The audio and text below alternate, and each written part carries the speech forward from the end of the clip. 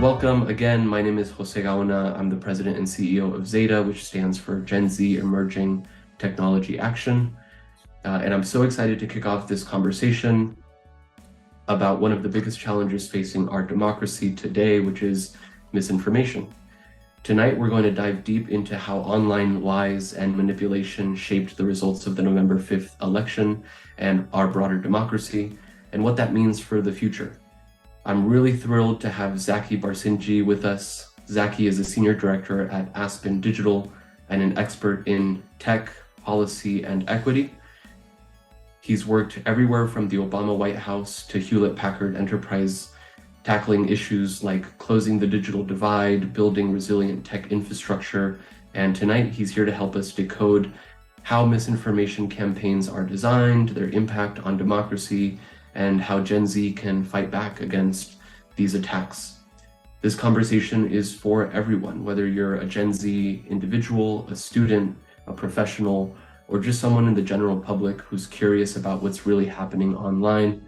Together, we're going to break down the strategies behind misinformation and talk about real solutions to build more truthful digital future. All right, let's get started. Zaki, thank you for being with us, and I think we're going to dive right in. Thanks so much for having me. This is really exciting. I feel honored. Thank you. So to set the stage, preparing for this conversation was actually really difficult, and I think we were just talking about it in the backstage before getting this conversation started. But after the results of last week's election, I think we're all kind of wondering, how wide-reaching are the impacts of misinformation campaigns on our public opinion, and what does that actually mean for democracy, right? And I think that's not the only question that we have after last week's results, but it's certainly a big question that we have. To set a little bit of the stage, in the research that we've done and kind of where we've dug into the conversation, we know that there are foreign actors sowing distrust and fake news very intentionally. There have been a lot of government reports released in the last few weeks on those campaigns by foreign actors, including campaigns by Russia, China. There are algorithm echo chambers as well on a lot of the platforms that our communities are using on a regular basis, which exacerbate those campaigns and broader misconceptions and fake news that make their way onto people's For You pages, which then reaffirm these false narratives, right? In addition to that, we have growing online hate and attacks by people who are swayed by this misinformation. And to add more fuel to the fire, we have AI systems that are getting better and better every day, making it harder and harder for even a trained eye to distinguish what is real and what is fake online. Before we kind of dive into these questions, I want to put a word out there for the conversation, and it's a word that I've been seeing a lot in this kind of research that folks have been putting out, and even in some of the conversations that you all have been having at the Aspen Institute and at Aspen Digital, which is the eroding of public trust in our institutions. And I think that that's a really big concern that maybe we can dive into as the conversation gets going. Yeah. But I have a question before that. And the question that I think a lot of folks may be asking themselves is, what is an algorithm, right? I mean, the question after that is, how are algorithms spreading misinformation and creating those echo chambers? But what is an algorithm? The definition I found by looking it up was, an algorithm is a set of rules and data that determines how content is displayed to users on social media platforms. I don't know if you would have anything to add to that, Zaki, but happy to start us there. Yeah, sure. I mean, first of all, thank you again for having me on. This is a really awesome group that you all have, and this is a great topic to be able to talk about. And yeah, I think it's helpful to kind of start from the high level of what is an algorithm. And look, the short answer is there is not actually a good definition for algorithm because people use it colloquially to refer to all kinds of things that are not actually the same. So you can refer to like an Instagram algorithm or an encryption algorithm or a facial recognition algorithm. Those are all actually different things, but they all kind of share the same DNA, which is the idea of um, essentially when you boil it really down, really to like the bare essentials, an algorithm is just a set of instructions for a computer to execute, and that's it. It's saying like you're telling a system like this is what I want you to do. These are the instructions on how to do it. That's all what an algorithm is at the end of the day. And then when you start adding things to it, and this is where kind of bias comes in, where misinformation comes in, you start telling that set of instructions to weigh different elements and decide kind of what to prioritize when it comes to execution. What variables are being put into those instructions that are going to yield a certain outcome. So algorithms at the end of the day are not, I mean, sometimes, people talk about the algorithm as being this like, boogeyman, scary thing, but it's really just a set of instructions that were created by humans, which is also important to know. And they can be used in any way. Now, where that kind of bleeds into misinformation is, um, look, I will say that misinformation has existed forever, right? It's not a new thing. But there are three characteristics that I think have made misinformation a explode in just the last few years. And those three characteristics are, the ease by which people are able to create misinformation, the speed by which people can distribute it, and then the sheer breadth by which they're able to spread it. All of those things have been exacerbated by AI and by algorithms. So I might have gone a little bit too far ahead of where we wanted to go, but I just wanted to say at the start of this, the algorithms themselves are not the scary part. It's how you use them and what data is being put into them. No, that's a great segue. Thank you so much, Zaki. My next question, actually, to kind of build off of that is, uh, I think you did a great job of defining an algorithm as just a set of instructions, right? What we're seeing now, or at least what I have been seeing in how that is then applied differently by different tech companies is really interesting. And Yeah. when we talk about the impact on misinformation spread, I think we need to kind of look at how are these different platforms setting up their different algorithms, and what is that doing to the spread of misinformation, or Yeah. that creation of an echo chamber if you're on TikTok versus Instagram or YouTube or X, right? And I'll use an example. The BBC, I believe, put out an article on a created kind of character, and they named her Gabriella. And Gabriella was this created fake persona. I believe it was like a 40-year-old woman from Miami, and they created this profile, and they created an Instagram profile, a TikTok profile, YouTube, X, and they kept her very politically neutral for all intents and purposes, right? And what they found over the last few years of having this profile really only engage with lifestyle content is that this persona was led down very different roads, right? And I mean, just to share, down X was led to a very pro-Trump road, right? Down TikTok, her persona was led down a very pro Harris campaign Hmm. road. And on YouTube, somewhere in the middle, I guess, kind of targeted by multiple political ads. And so, what is there to say for the way that these different companies are building their algorithms and the responsibility that comes with that? Yeah, I mean, look, at the end of the day, no matter how advanced a new AI tool or system is, it's always going to be dependent on the data that's put into it. So whatever information is already out in the world, even the most advanced artificial intelligence, quote unquote, is only going to be as smart as the information that's put into it.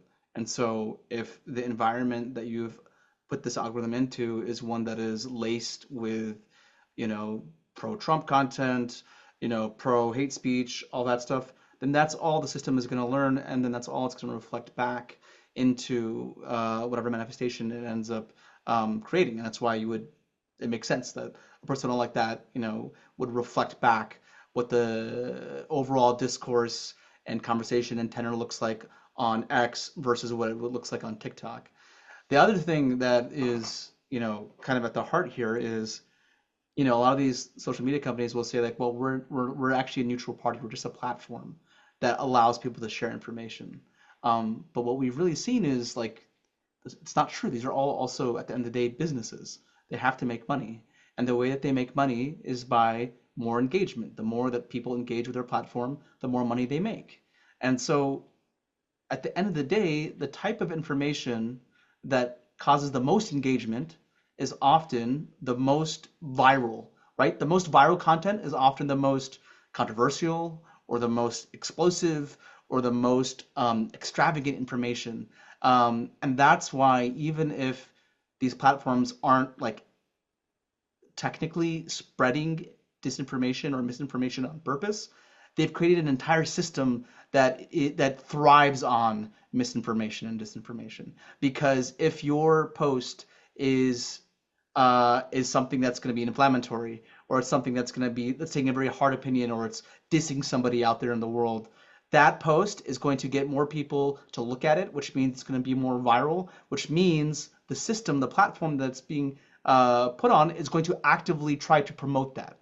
And that's the thing that companies often don't tell you is it happens automatically that their system, if they see a post start to get some heat, they will actually boost it and make sure it goes in front of more people's eyes so that it spreads even more. So that's the role that these algorithms play, is that they're by designed to fan the flames of content that is kind of at the core inflammatory, controversial, hot, exciting, and that often corresponds with misinformation and disinformation. Yeah, I think that's a really interesting point for folks to consider.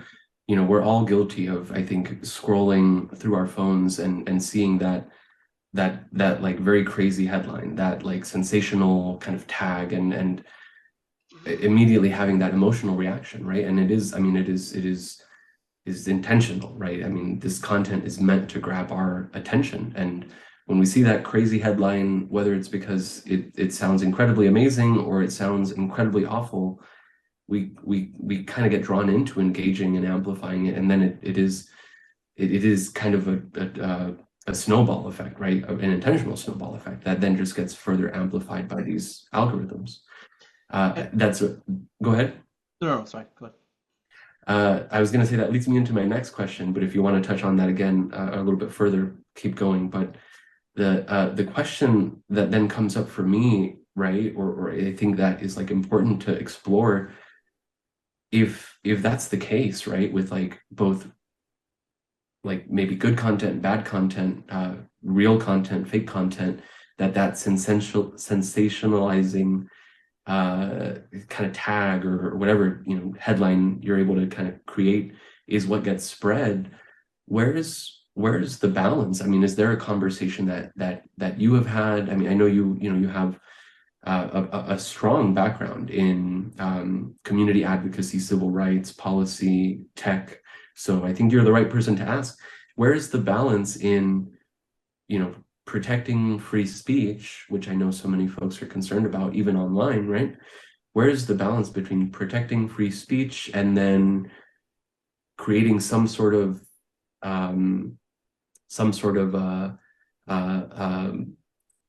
version of, don't scream fire in a movie theater, right? Yeah, Online. yeah. Yeah, I mean, look, I think that it's often presented as like a black and white thing. Like you have to choose either between free speech absolutism or, censorship and restriction of free speech. It's often presented as that kind of binary, often by people who don't actually believe that themselves.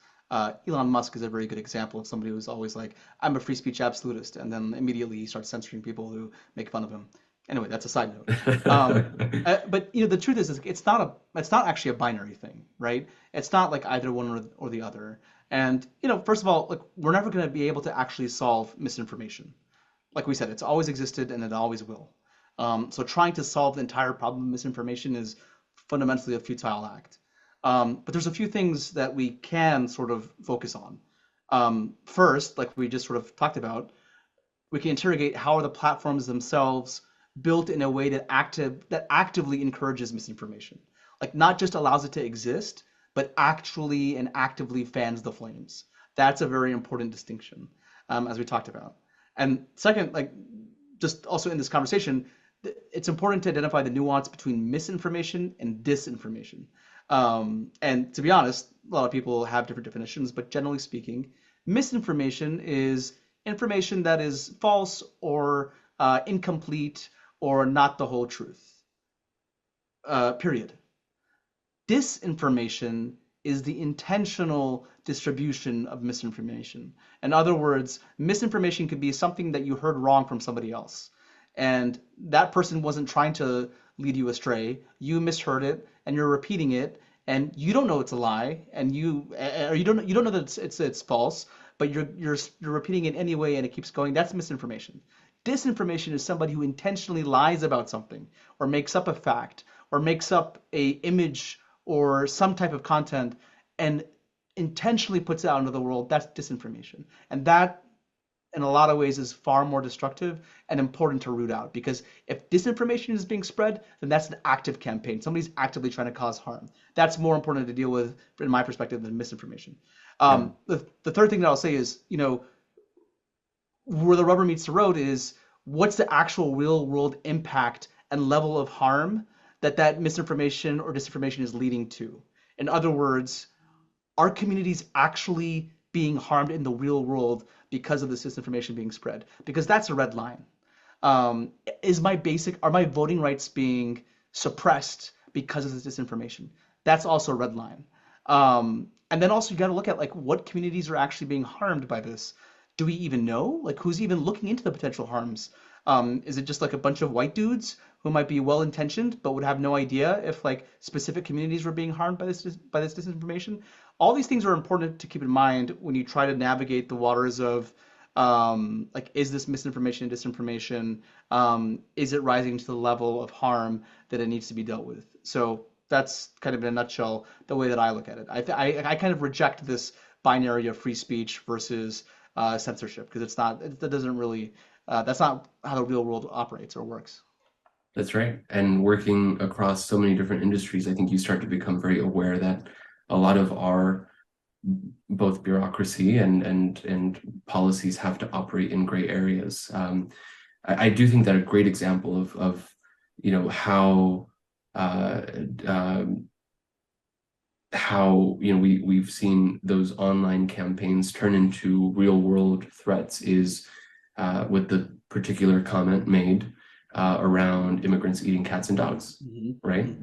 Where we had children receiving threats as they were going to school, needing police presence to make sure that they were safe, immigrant communities being targeted, and kind of a call to action around the election or off of that very false claim that was disproven multiple times by local authorities.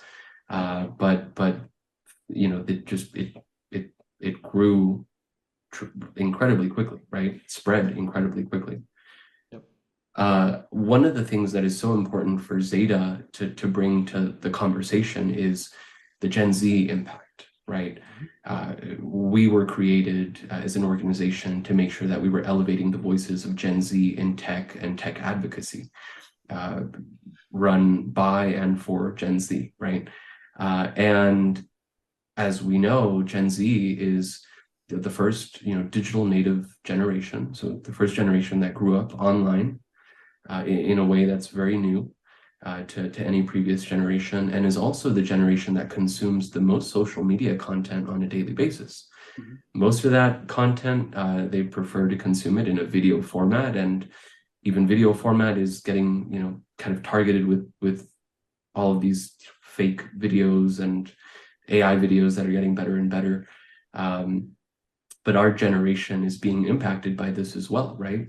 And we saw that, I think, in some of the surprises around the way that folks have been shifting politically, right? And I think that kind of caught a lot of folks off guard. But the question there for me is, how is misinformation shaping the way that we as Gen Z are making decisions moving forward?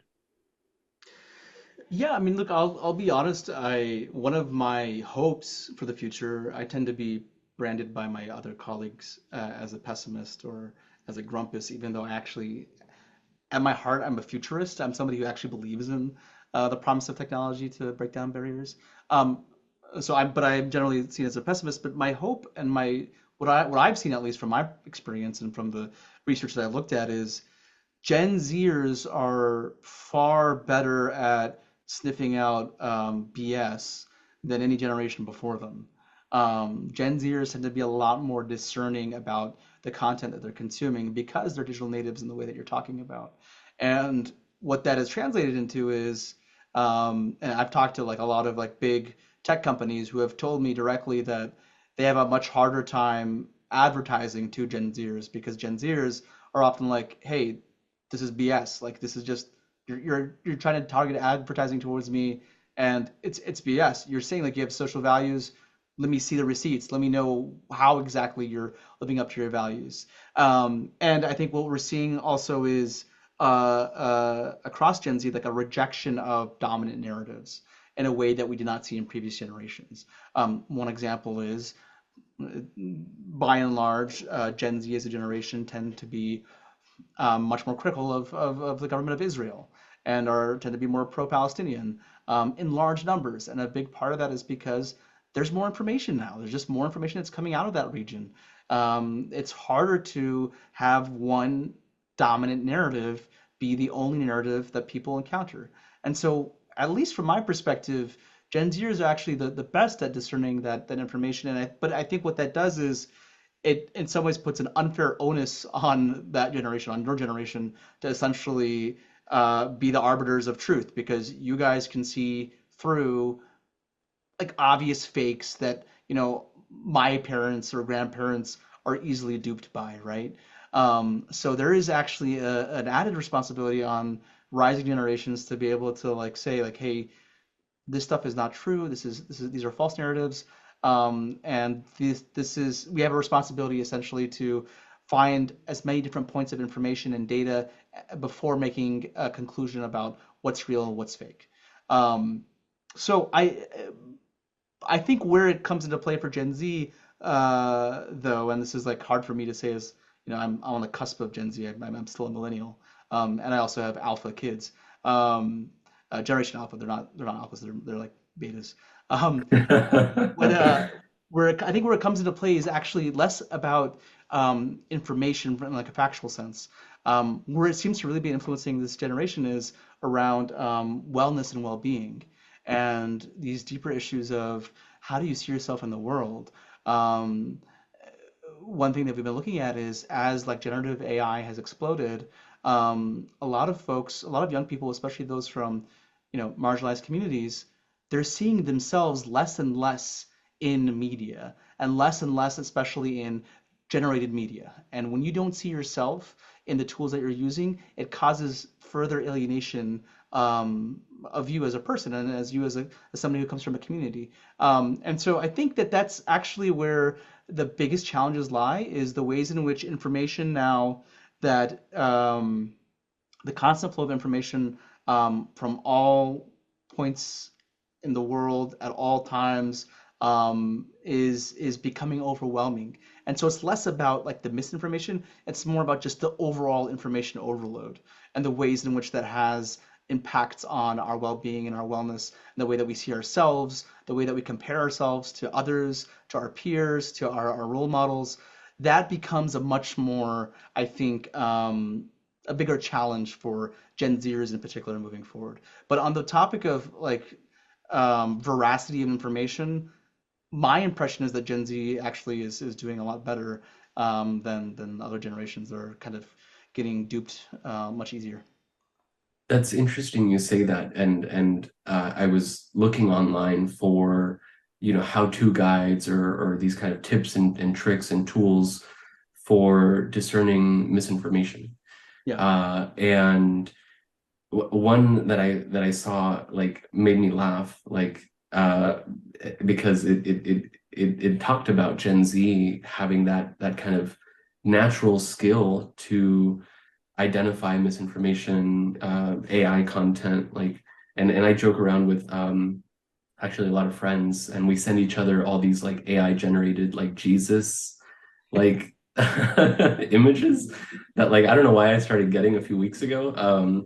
And I've started to see that like some of my aunts are sending these out, right? They're like, Oh, oh I my know what you're God, talking like about. yeah, yeah, It's yeah. like a normal Hmm. picture, and then if you Yeah. squint your eyes, you see Yep. Jesus. Yeah, yeah, yeah. Yeah, UCGs. Yeah. And so I've started to see that like, I have my aunts sending me these and they're like, wow, can you believe Jesus showed up at this like farmer's market? And it's like, Yeah, well, yeah, I hate to break it to you, but like that's just not it, right? Like that's not it. But in one of the tools that I saw, it said, when in doubt, like just, check the vibes. And that to me, I was like, I don't, how do you like how do you even begin to describe that? But I do agree with you. I do think Gen Z is just as a result of being that first digital native generation, like is very quick to identify a lot of this content. yeah, But that kind of poses a question for me, which is like, what is then the role um of media like podcasts, right? He said as he was speaking into this mic. What is the role of like podcasts in like leaning into that desire, I think that the same generation has, like Gen Z, yeah. for authentic, raw content conversations where there's kind of a person that you can identify with, and the way that that's also swaying Yeah. individuals with fake information. Yeah, I mean, I think that's also a really good point because as people, I think Gen Z, but also, I mean, I think other generations too, are moving away en masse from like your normal kind of traditional mainstream news media, we tend to gravitate towards sources of information that, like you're saying, are more personable to us, that we relate to on a deeper level than just wanting to get information from them. And podcasts are a good example of that. The thing with podcasts is that they're always like on tap. We get to pick and choose what we want to listen to at any point. So we can create our own very narrow um, aperture for information. And I can just say like, I'm going to get all my news now from, like I listen to The Daily, which is the podcast from New York Times. But other people might say, oh, I get most of my news from Joe Rogan or Theo Vaughn, some of these other podcasters. And what happens, like you're saying, is the I think there's nothing wrong with identifying and finding some level of um, empathy with somebody who, like, for example, like leads a podcast. I think where it becomes a problem is where opinions start being presented as facts. That's the tricky part because that's when if I have like if I've developed a fondness for a particular personality, media personality, new media personality, podcaster, or TikTok celebrity, or whatever it might be, I'm more inclined to like take what they say as gospel. Um, and so I might like them initially because of their opinions or because they're funny, but I then become primed to take any information that they give me less critically. So that is the sort of like the issue that we're getting into. And then again, as we discussed before, influencers, I think podcasters included, like at the end of the day, they have to make money. I mean, if they want to do it as a career, they've got to make money, which also means you have to create moments, iconic moments that get you views or downloads or clicks. And then what that means is you have to sometimes be like more controversial or more bombastic than you otherwise would be, because if you don't, you're not going to distinguish yourself. Because that's the double-edged sword of where we are right now as a society, where it's so easy for anybody at all to create content, more easier than it's ever been, and it's a beautiful thing because it really equalizes the landscape, where you don't need a very fancy $1,000 camera or a supercomputer or any of that stuff. You can just have your own podcast and be able to like compete with everybody else. But what that's also done is, because it's such a huge field, people have to go to increasingly greater lengths to distinguish themselves, and that and to play the and to sort of game the algorithm as we talked about before. And so what that means is you sometimes have people who rise in popularity very quickly, but in order to maintain that popularity, they have to be increasingly more outrageous in what they say, and that often then leads to them spreading disinformation or misinformation. So yeah, it's a double-edged sword for sure. Yeah, that's really interesting. The piece around kind of the difficulty. I mean, I know, for anybody that doesn't know, right? Like, uh, influencers are not always what you think they are, right? I mean, these folks, a lot of them, even though they may have a million plus followers, are not necessarily quite yet rich and famous, right? And so, we have this misconception. I think there's like a whole nother conversation there about how like reality TV in the 2000s has like shaped our understanding of like how any kind of fame comes with like immediate fortune and like all these like benefits, right? And that's just not the case. I mean, we know that like because we work with quite a few like content creators to help kind of like grow and amplify our strategy on social media. Good. And we see that reality. And so it is, I mean, it is for me, I think I find that I have a little bit of sympathy for those folks that are maybe kind of thrust into fame Of course. because they put themselves on a video, and not everybody that you know grabs that attention is immediately prepared to manage that, either as a business person, as someone that has that focal point on them, right? That magnifying lens, Yeah. or as a good steward of the content that they are putting out there. And if you're trying to build off of an initial fame, you might get a little desperate and you might want to create that again, that like you said, that bombastic, right? Like kind of content that keeps building on that attention. And kudos to the folks that are able to really hold themselves to that principle of, Yeah. I'm building this following. There are some things that I'm not going to do, and there are some things that I'm not going to say, right? One of the articles that I found that I was looking at in preparation for our conversation today was of an influencer who had an anonymous profile where he posted just kind of funny content, but he was reached out to by someone willing to pay them $100, which to me seemed like a really low number. Like $100 to post misinformation about Kamala Harris and to their followers. And I mean, that paints a picture, right? Like if you're selling out for $100, like that's, it's there's a lot there. There's a lot there to unpack. I think it gives you a sense of just where these folks can be and how hard it actually can be to be an influencer. It takes a lot to make money um, and to stay relevant. Great conversation there. I feel like we could keep diving into that if we wanted to. But you touched on a point then there, right? Like in this landscape where influencers and content creators are kind of encouraged to create these like crazy pieces of information to stay relevant, and you have the algorithms that are pushing any of that content that's kind of outlandish out there more so than maybe boring real content. And the piece was that you touched on was digital literacy, right? Digital literacy being, just our individual like understanding and like capacity to be the ones filtering our own content as it's coming in front of us, right? Yeah. And so can you talk to me a little bit about what the average person can do to kind of strengthen that muscle and just get better at knowing the difference? Yeah, I mean, it's a really good question, and it's one that's constantly evolving too, because, as our methods for identifying misinformation um, progress, so too do the methods of creating that disinformation also evolve and advance. So it's a constant like back and forth game where there's the strategies that we develop now as people or as a society as a whole to identify misinformation might be obsolete like 2 weeks from now because that's just the rate of innovation that's happening right now. But in general, we actually have a campaign that I think we launched already, maybe not. That's called I think we just called it Take 9.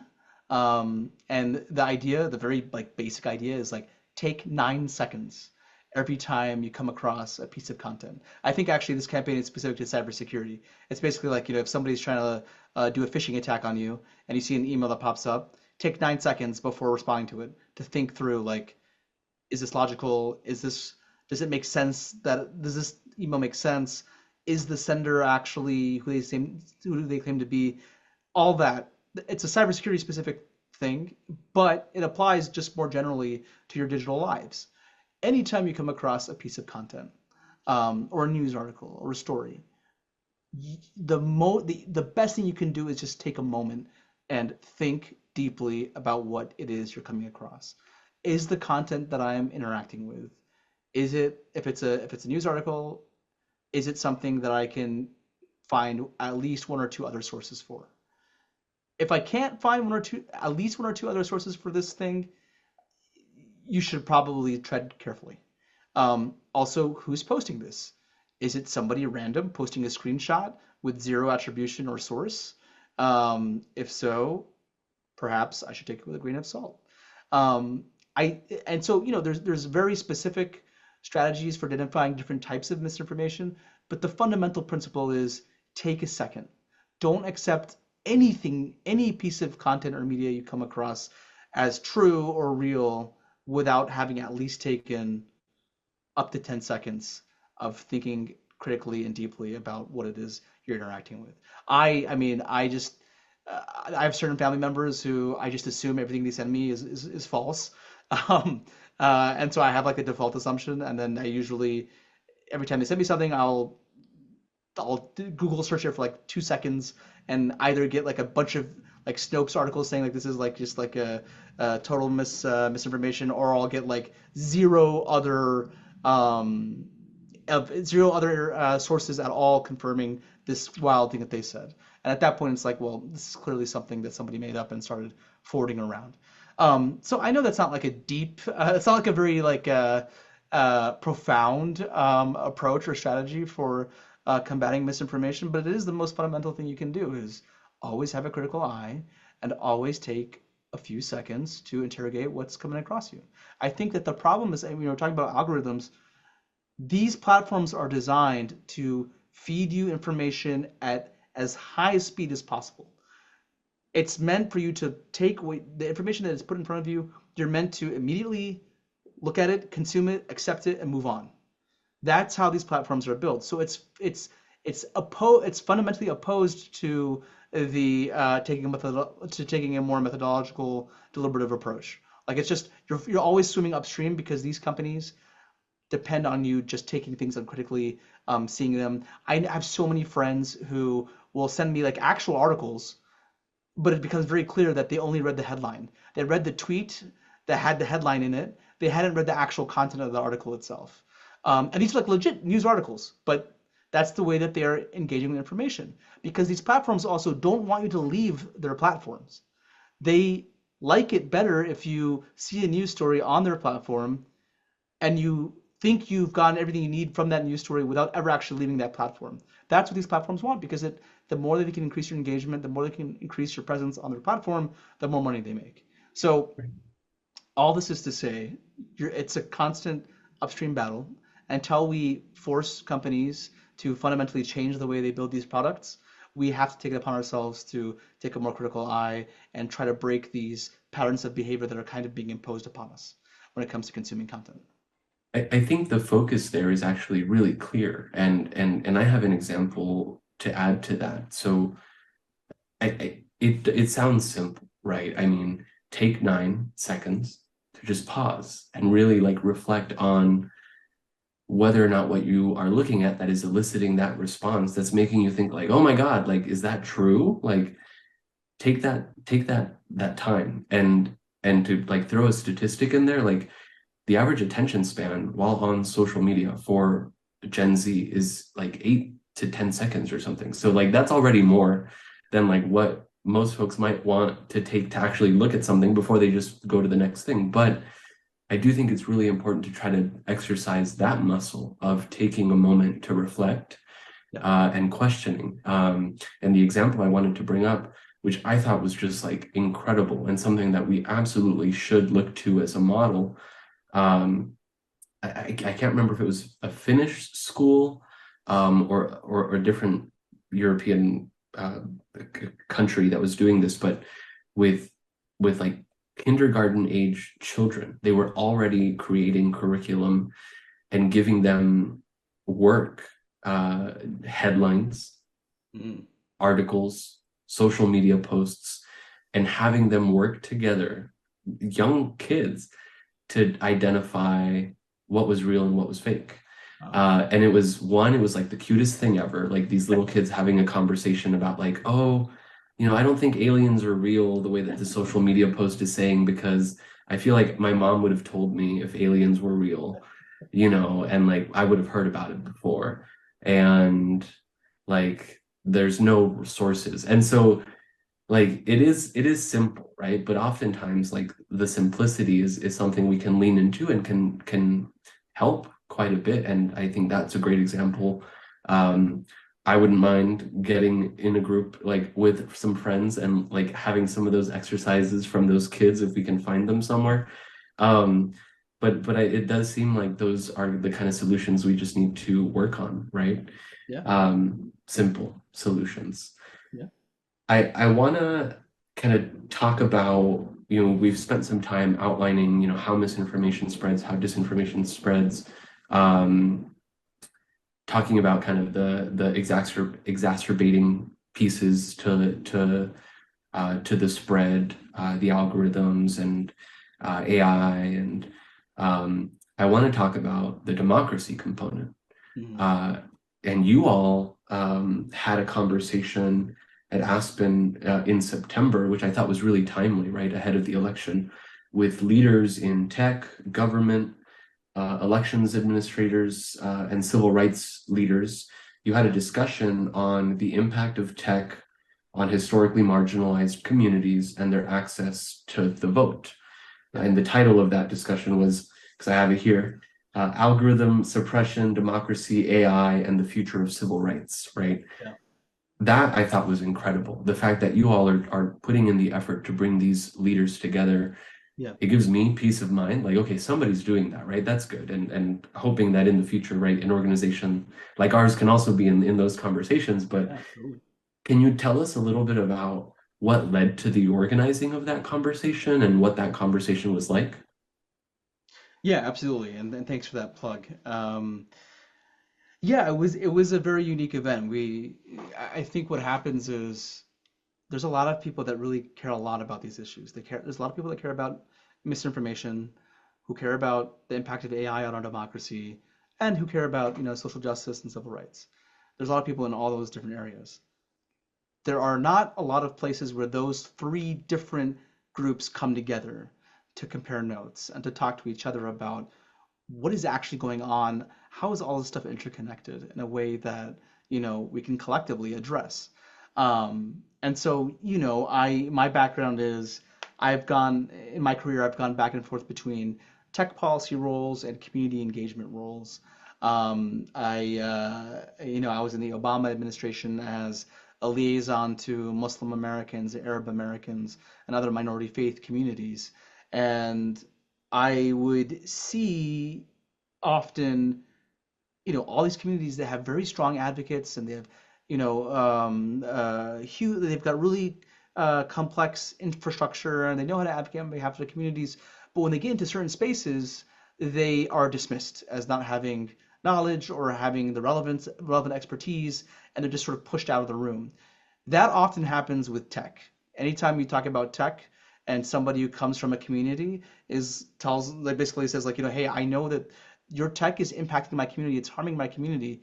If that leader cannot articulate in like very specific ways how exactly that tech is harming their community, the tech folks just like kind of brush them off and say like, you guys don't understand how this platform works. So from my perspective, and the reason why we did this event, you have to force these conversations sometimes. And we framed it as, we have these AI companies. We want communities to understand the myths versus realities around AI, because there's a lot of like myths about AI and what it can and can't do. So on the one hand, we wanted the AI folks to brief the communities on the real actual threats.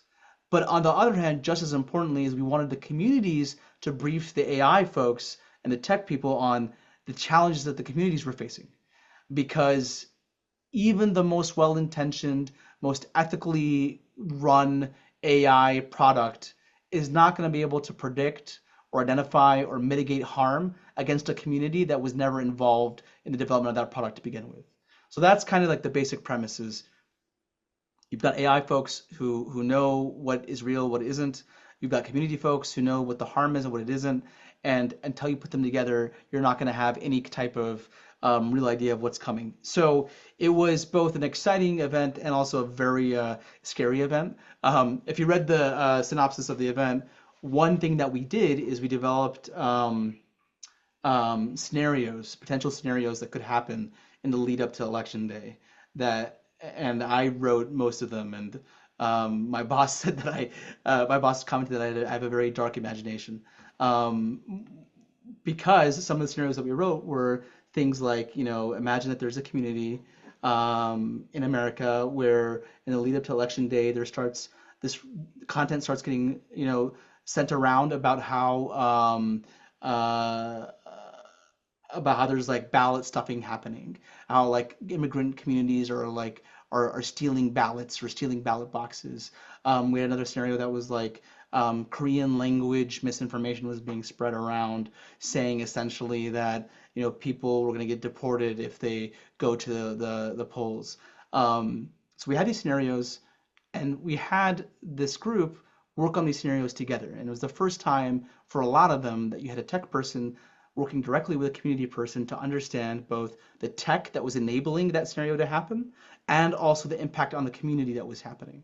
And it was just like, it was honestly, it was inspiring to see in real time the tech folks connected with the community folks, and both of them have something to offer in that situation. And they were able to come out of that convening with much more concrete ways in the future in which they could work together. The scary part was that at least half of the scenarios that I wrote almost came true, like almost verbatim, on election day.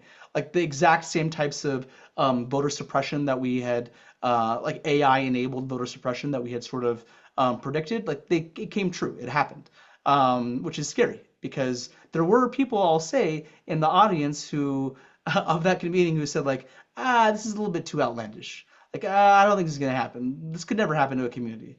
And I hate to be the one to say I told you so, but we told them so. We told a lot of these folks like, this is real. These communities are going to get hit, and you're not even going to know about it because those communities are not part of your product development process. So anyway, that was the genesis of that event, and that's also kind of just on a more macro level. That's the type of collaboration that needs to happen in the future if we're going to mitigate the impact of AI and disinformation and misinformation, especially on systemically marginalized communities. Yeah, I appreciate that so much, and I can imagine that it was both very fun, but also incredibly terrifying to be a part of that. And to then see that play out. I mean, oh my God. But props to you for having that very accurate creative imagination. I read the report, and two two phrases stood out to me, and also kind of the big takeaways, which I'll read out here. But the two phrases, the two quotes that I'll share. The first, AI-driven applications make it easier and cheaper for bad actors to grow division and distrust. I thought was something really impactful that was kind of clearly shown in the report out. And then the piece on democracy. In order to future-proof our democracy, tech leaders need to engage more directly with the communities their products impact. Yeah. And I thought that was a really interesting takeaway given who was in that room. Yeah. And, I hope that, that as we continue to kind of face these big challenges, I think we saw it with the pandemic as, marginalized communities faced a lot of those attacks, trying to convince them not to seek medical attention, not to protect themselves from getting COVID. And we saw it with the election in a pretty sizable way. And so I don't think these swells are going to go away. I'm sure we'll keep having them, and it'll be really, like you all said, really necessary for industry and for our community leaders from these marginalized communities to continue to come together. And I Yeah. say that as someone who used to lead national policy for our oldest Latino civil rights organization in the country, LULAC, Yeah. and having experienced that myself, that you really do, you need to work together, and you need to put these biases or these prejudices aside, that, oh, you don't know anything about tech. And Right. to be frank, I mean, sometimes there are folks from the community organizing space as well who have prejudices about folks in industry, Right. and their inability to think about like these issues and act ethically. And so I think we need to continue to bring these folks together, um, and then identify what these big focuses need to be to, like you all said, future proof our democracy. I mean, that's a really serious topic, right? Yeah, absolutely. And look, one sort of broader thing we work on, and I apologize, there's a child behind me. You're fine. One of the things that we work on at Aspen that is extended beyond democracy is this emerging idea of product equity. And the idea of product equity is, how do you infuse community perspectives at every stage of the product development process, from the earliest stages of design all the way through deployment? Because right now what happens is a lot of these products are created, they're shipped as quickly as possible to beat the competition. And then it's only after these products have been deployed that you then get feedback from communities saying like, hey, this is screwing around with my community in ways that were not intended. And then they have to go back and fix it. So product equity is the idea that you have to create systems that test out these products before they ever are even deployed in the first place. And so that is to me the key is, until we widen the scope of who is involved in building these products, we're going to continue building a future that does not serve all, and that in fact increases harm for more communities. So I think that's the fundamental thing, is that it's not just about our democracy, it's about like our future as a whole. Is it being built by a homogenous few to only serve a homogenous few? So that's my perspective. Yeah, well, I appreciate that so much. And as we kind of get closer to the end here, I kind of want to share what my two biggest takeaways are from this conversation. One, there is a lot that individuals can do to take time and think as we continue to engage with more and better content that is trying to sway us one way or another, with misinformation online, disinformation campaigns. That's one takeaway from today that I hope folks are able to, carry forward. The other is, there is a very strong place for collaboration between industry, government, and community. And we were talking about this just before the start of the webinar, but Right. we see that as really, core to our work at ZETA with Gen Z, connecting government, connecting industry, and connecting the voices and perspectives of Gen Z. Yep. I think you have identified that as well, in the past, in the value of making sure that community is included in every step of the way. Yep. And so those are the two takeaways that I've identified. Speaking to our broader community, Gen Z, and the folks who are interested in this topic, is there anything else that you would want to share around this conversation that you think folks should take away? Yeah, I mean, look, I think that the biggest thing that we can do is together um, be outspoken in our demand for a better digital world, right? I think that we sort of take for granted that like the platforms that we use are just the way that they are. The algorithms that run these things are going to stay the same. None of that is true. All of these things are very changeable. And if the companies have a lot of control over changing the way we interact with the world and with each other. Government obviously has a big role to play in regulating how those companies, build the world that we all live in, the digital world that we live in. But it's going to take us as communities whether we're, whether it's a generational community or whether it's other forms of marginalized identity, we have to be in the room at the table, and we also have to demand better for ourselves because we deserve better for ourselves. It's not part and a big way of doing it. And I go back to sort of my hope for Gen Zers is that a lot of big companies have had to fundamentally change the way that they advertise to Gen Zers because they know that their old ways of advertising no longer work. They have to go further. They have to do more to demonstrate that they are a socially conscious brand in ways that extend beyond lip service. Gen Z has demanded better of their brands. Similarly, I think Gen Z and all of us need to demand better of the platforms that we use to interact with each other. We shouldn't just take it for granted that the way that things are the way that things have to be. The last thing I'll say is a very specific point, which is I think there is, when it comes to young people especially, there's this idea that young people are encountering all these harms by being online all the time, which is true. But a lot of the solutions that are being presented are let's just try to keep young people offline more. You'll see like Meta and other big companies, their solutions have been to roll out parental controls, which are good and important.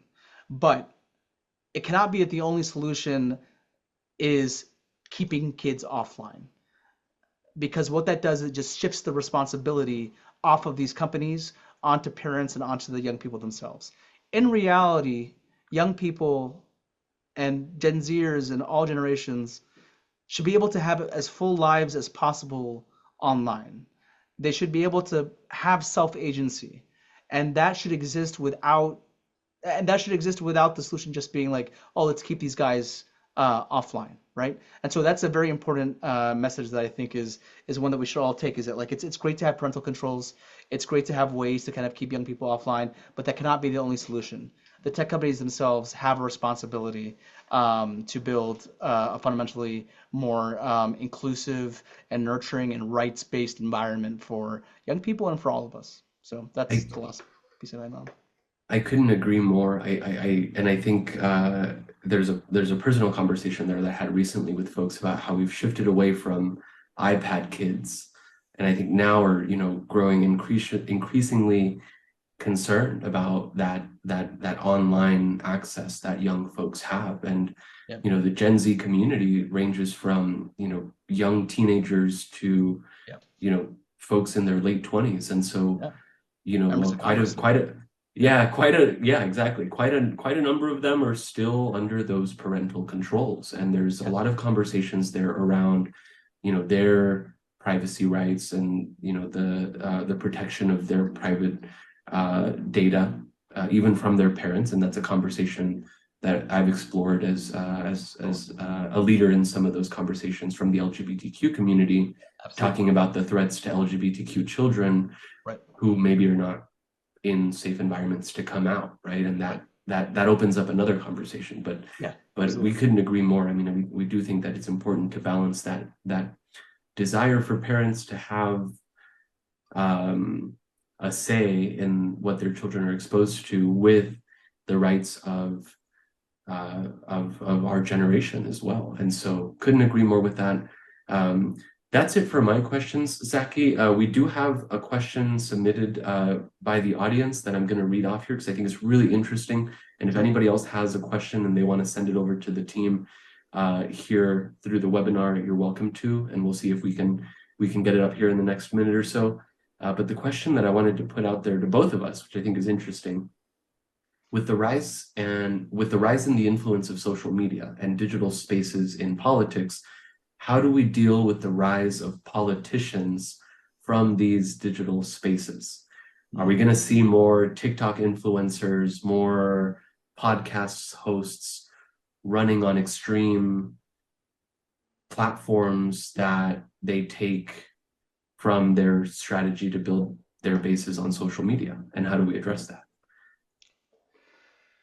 Yeah, I mean, look, I think it's inevitable. I think it's already Yeah. happening. I think it's going to continue to happen. I think Donald Trump is probably the clearest example of that. Um, Somebody who created a media personality for himself and then leveraged that to get into politics and into power. So yeah, I mean, I think it's inevitable. I think a lot of things that we talked about before, though, on changing the way that the spread of information is incentivized, the way that it's distributed. Those are the things that are going to reduce um, the outsized and disproportionate influence of people like that.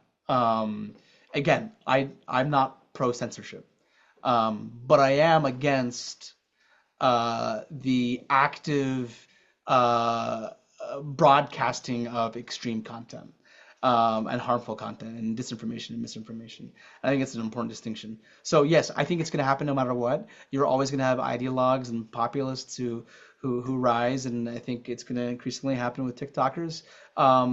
But that doesn't mean that we can't, address those issues by again demanding um, a better digital world that does not incentivize those types of personalities.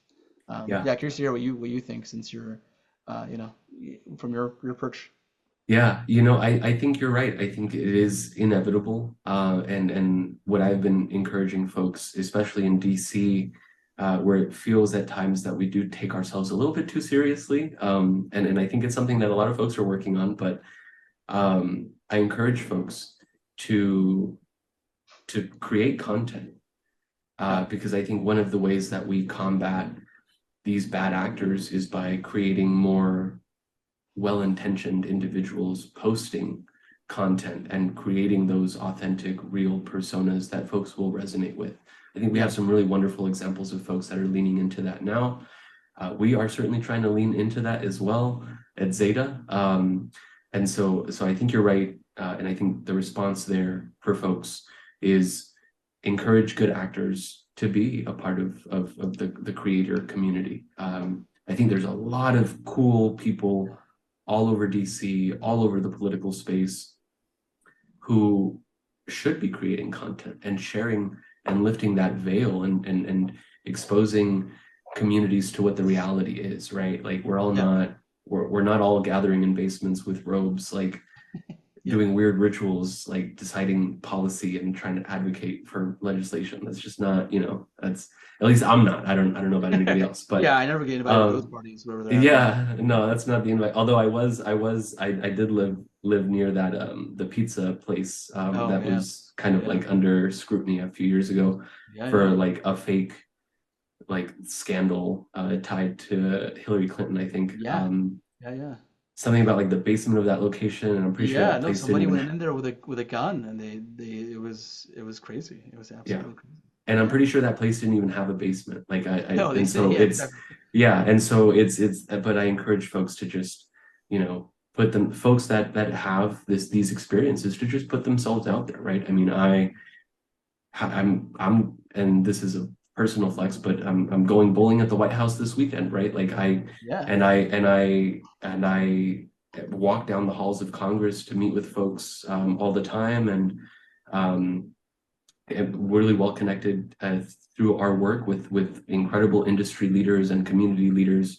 I mean, yeah, we are trying to share those experiences with our community so that they understand how this work gets done and what they should focus on. So it's awesome. thank you so much, Zaki, for making the time to connect with us and to have this conversation. This is our first, so it's extra special. Very We're honored. super excited. Yeah, of course, we couldn't have thought of a better way to kick this off, and that such a timely conversation.